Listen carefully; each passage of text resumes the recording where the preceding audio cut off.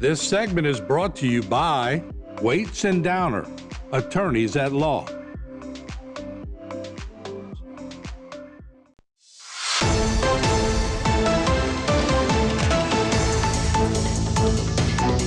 Hello and welcome to this edition of Bayou Time. I'm your host, Keith Whiteside, licensed clinical social worker with Terrebonne Home Care. Very glad you're joining us. However you may be joining us, we appreciate it. And we want to get updates from Terrebonne Parish Sheriff's Office. We turn to First Lieutenant Blake Tabor. Blake, thanks for joining us once again. Thanks for having me once again. All right.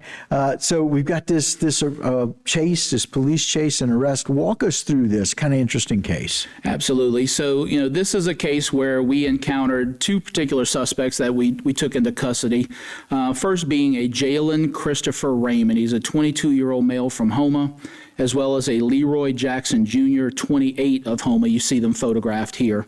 So in the early morning hours of Sunday, May 26th, we had a victim that contacted the sheriff's office who was in the process of watching what she believed was her vehicle being stolen.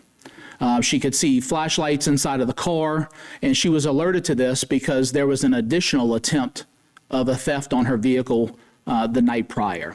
So again, she called that information in, and as she was on the phone with the sheriff's office, she saw the vehicle take off and go mobile. So she provided some very vital information in reference to the description of her vehicle. And again, we always validate that by doing our own database checks, but we were able to really get that information out very quickly to our local authorities. And of course, some members of our Terrebonne Parish Sheriff's Office Narcotics Division were very close. They began patrolling that area, and lo and behold, they came across that vehicle traveling in the area of Alma and Hollywood Road. Coincidentally, that information was also given out to surrounding agencies, which included State Police, Houma Police Department, because we're all one big network here. Right. So when that information was given out, there was a state trooper that just so happened to be looking for the same car in the area. So they both encountered that vehicle simultaneously. Ultimately, they made an attempt to stop that vehicle, and then we know what happens after that, right? An immediate pursuit ensued. They pursued that vehicle through some local neighborhoods, which consisted of Hollywood Road, 9th Street, Morrison Avenue. Ultimately, that vehicle proceeded to Prince Collins Street, where when it left Morrison Avenue, it turned the wrong way on Park Avenue going against traffic. Oh, wow. Driving to Prince Collins, which I don't have to explain to you how dangerous of a situation that could be. Right. And again, once it was on Prince Collins, that vehicle came to rest. Two occupants left that vehicle and proceeded out on foot and fled the area. Our agents and troopers and deputies were able to quickly subdue those particular suspects. The first one they came into contact with was Leroy Jackson Jr. At the time of his capture, they actually located a loaded firearm on his person, along with some illegal narcotics that were obviously packaged for street-level sale and a small amount of cash. So ultimately, they did their due diligence, doing research on his background, found out that he was a convicted felon for multiple firearms-related offenses, and as early back as 2022 on a conviction for that. So ultimately, he was placed under arrest. He was arrested for possession of firearm by convicted felon, illegal possession of stolen things, possession with the intent to distribute CDS-1, resisting an officer, and also transactions involving proceeds from drug offenses. He is currently still jailed on a $150,000 bond. The second suspect that was captured was, of course, Jalen Christopher Raymond. They were able to determine that he was, in fact, the driver of that particular vehicle.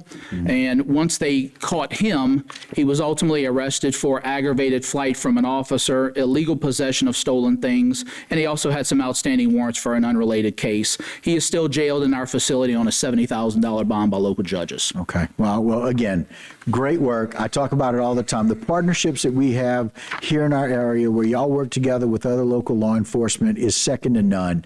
It's a great example of how everybody should do it everywhere. I know they don't always do it that way. Absolutely. But this is another great example. State police getting involved immediately, identifying at the same time you guys did, and then everyone really being involved, especially with the guy having a loaded gun. Absolutely. Right? Could have been a very, very deadly situation. Right, and it wasn't, thank goodness.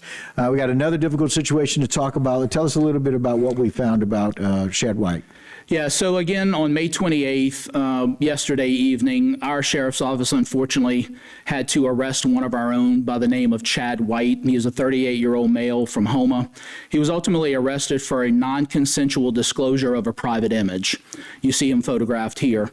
Ultimately, on May 26th, we were alerted by a victim who had received some information about Chad White disseminating or showing nude pictures of the particular victim to other people. Okay.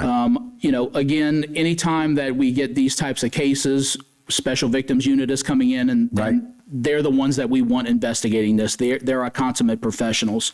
Again, they began that investigation and quickly determined that there was some validity and truth to that.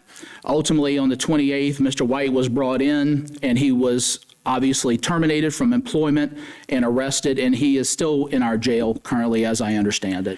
And look, these things, they're not just, hey, we got a picture, there's an accusation. There's a lot that goes into that. You guys have a lot of process to follow, and you're going to verify and validate these things. Absolutely. And look, this is going to result in multiple search warrants. Right. Combing over maybe thousands of pieces of digital evidence. This is not something that is going to take 5 minutes. So, we certainly ask the public to be patient as we comb through this. We want to do the right thing for the victim and everyone involved in this. It's important, and it's important that we do the right thing, and it requires our attention. Right, and everybody is treated equally. If you break the law, you're addressed as such. Blake, appreciate your time as always. Thanks so much for having me. All right, guys, that'll do it for this particular segment, but don't go anywhere. A whole lot more right here on Bayou Time. This segment was brought to you by Waits and Downer, attorneys at law.